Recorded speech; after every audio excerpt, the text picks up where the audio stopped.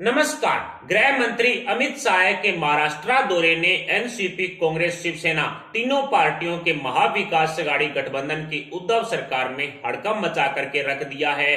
पोखरण में हुए दौरे को लेकर के सूत्रों से मिली जानकारी के मुताबिक एनसीपी के नेता और महाराष्ट्र के उप मुख्यमंत्री अजित पवार अमित शाह के संपर्क में आए थे।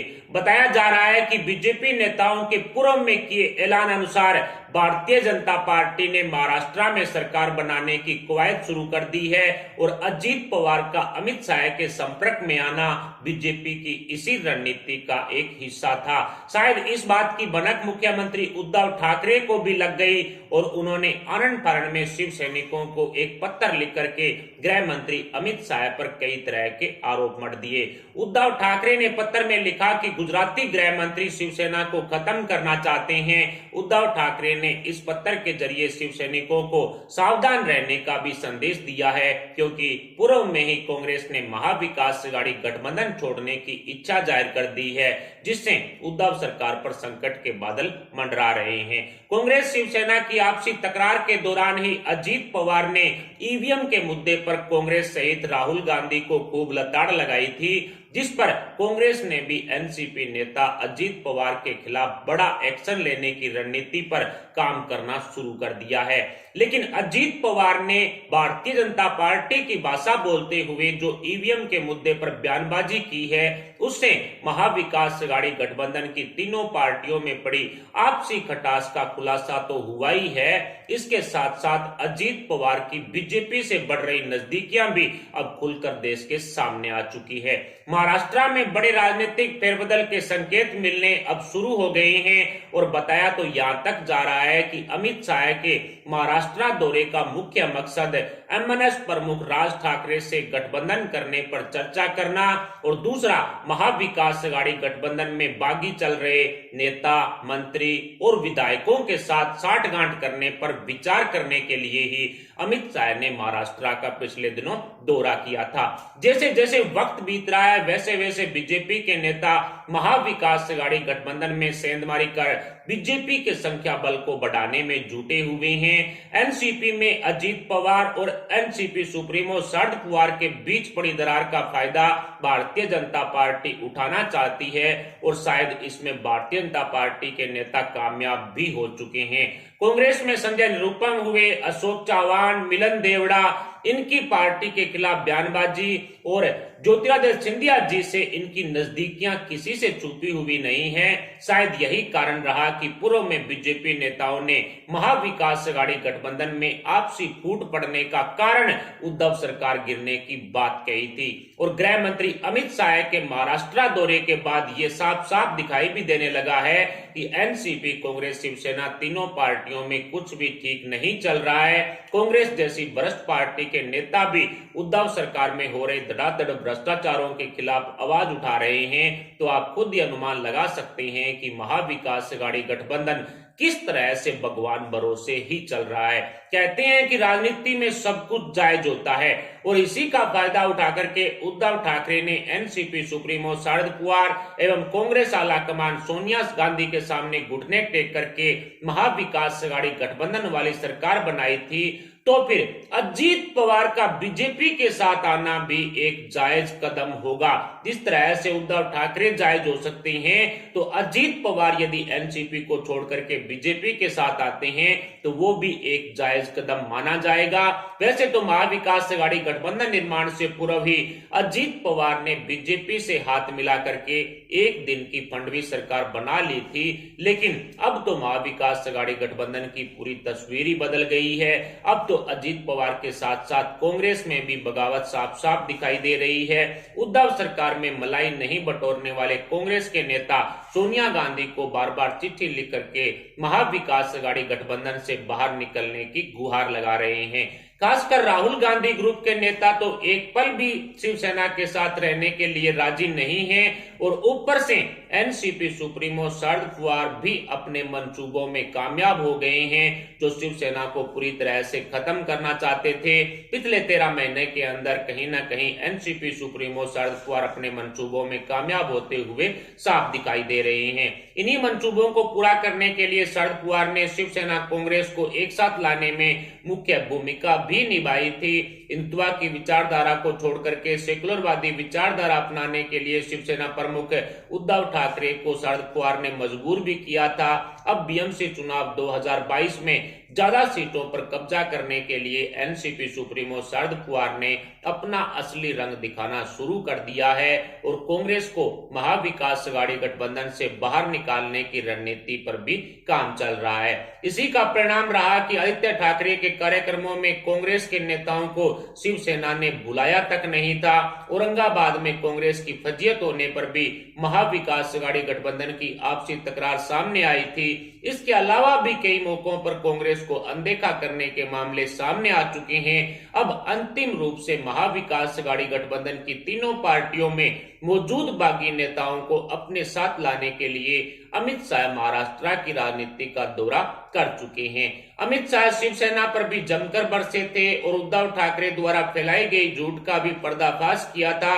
अब ऐसा लग रहा है कि संजय राउत ने एनसीपी सुप्रीमो शरद पवार से हाथ मिलाकर के शिवसेना को जड़ से खत्म करने का ठेका लिया था, क्योंकि पिछले दिनों ही कांग्रेस को चिढ़ाने वाली बकवासबाजी संजय राउत शिवसेना के बोम्बू सामना में करते रहे हैं और लगातार कांग्रेसी नेताओं को हड़काने का काम संजय राउत करते आए हैं। अजीत पवार के बदले बदले सुर एनसीपी में बड़ी तोड़फोड़ के संकेत हैं और कांग्रेस पार्टी में तो अब नेताओं का दम घुटने लगा है। बिना किसी मजबूत केंद्रीय नेता के कांग्रेस पार्टी पूरी तरह से हाशिए पर चली गई है और कोई भी नेता लंबे समय तक अपनी हार बर्दाश्त नहीं कर सकता है। इसलिए कांग्रेसी नेताओं द्वारा पार्टी छोड़ना उनकी मजबूरी बन चुका है। कुल मिलाकर के महाराष्ट्र की राजनीति में मचे घमासान से इतना तो साफ हो गया है कि एनसीपी कांग्रेस शिवसेना तीनों पार्टियों में कुछ भी ठीक नहीं चल रहा है, जिसका खामियाजा महाराष्ट्र की जनता को भुगतना पड़ रहा है। उद्धव के विधायक, नेता और मंत्रियों की आपसी लड़ाई ही बंद होने का नाम नहीं ले रही है। तो ऐसे में कैसे महाराष्ट्र की जनता के विकास के बारे में उद्धव सरकार सोच सकती है? बिन बुलाए मेहमान की तरह उद्धव ठाकरे का मुख्यमंत्री की गद्दी पर बैठने के नुकसान अब महाराष्ट्र की जनता के समझ में आने शुरू हो चुके हैं। महाराष्ट्र की सत्ता में बदलाव होना जरूरी हो चुका है, क्योंकि संविधान के नियमों को ताक पर रख करके उद्धव सरकार आए दिन ऐसे ऐसे फैसले ले रही है जिससे आम जनता का कानून से विश्वास ही उठता जा रहा है। ऊपर से एनसीपी और कांग्रेस के दबाव में आकर के उद्धव ठाकरे तानाशाही रवैया भी अपना चुके हैं, जिसका महाराष्ट्र सहित पूरे देश ने खूब विरोध किया है। सुशांत सिंह राजपूत केस को लेकर के देख लीजिए, कंगना रनौत के केस को लेकर के देख लीजिए, या फिर अर्नब गोस्वामी टीआरपी केस को लेकर के देख लीजिए। जिस तरह से उद्धव सरकार ने तानाशाही रवैया अपनाया है, उसका विरोध महाराष्ट्र सहित पूरे हिंदुस्तान में हो रहा है। और पिछले दिनों ही इस फर्जी किसान आंदोलन को लेकर के जो विदेशी प्रोपेगेंडा चलाया जा रहा था, उसमें कहीं ना कहीं देशभक्ति वाले ट्वीट सचिन तेंदुलकर हुए, लता मंगेशकर हुए, अक्षय कुमार हुए, विराट कोहली हुए, अजय देवगन हुए, इन्होंने किए। तो इनके खिलाफ जांच के आदेश भी उद्धव सरकार ने निकाल दिए थे। लेकिन कल गृह मंत्री अनिल देशमुख अपने ही बयान से पलट गए हैं, क्योंकि जिस तरह से दिशा रवि की गिरफ्तारी हुई है इस विदेशी टूलकिट को लेकर के, उससे कहीं ना कहीं अनिल देशमुख को जनता का विरोध सताने लगा और जनता के विरोध से बचने के लिए उन्होंने अपने ही बयान से पलटी मारते हुए कहा कि मैंने ये नहीं कहा था कि इन सितारों के खिलाफ किसी तरह की जांच महाराष्ट्र की पुलिस करेगी, बल्कि बीजेपी सेल के लोगों के खिलाफ जांच है वो महाराष्ट्र की पुलिस करने वाली है। यानी कि इस पूरे प्रोपगेंडे के अंदर बीजेपी को यूं ही फंसाया जा रहा है, बीजेपी सेल को गुचेड़ना का काम अनिल देशमुख ने किया। लेकिन जिस तरह से उद्धव सरकार की तानाशाही महाराष्ट्र की जनता ने देखी है, उससे लग रहा है कि बिन बुलाए मेहमान की तरह उद्धव ठाकरे जब सीएम गद्दी पर बैठ गए तो उसके क्या क्या नुकसान हुए अब महाराष्ट्र की जनता के समझ में आने शुरू हो चुके हैं। पूरे देश के अंदर कोरोना को एक तरह से पूरी तरह से खत्म कर दिया गया है। मान सकते हैं कि जिस तरह से कंट्रोल सरकारों का रहा और महाराष्ट्र के अंदर एक बार फिर से कोरोना के केस बढ़ने लगे हैं और अब उद्धव सरकार लॉकडाउन को लेकर के भी कई तरह की धमकियां दे रही है कि यदि लोग नहीं मानते हैं और इसी तरह से भीड़ बनी रहेगी तो फिर हमें लॉकडाउन करना पड़ेगा।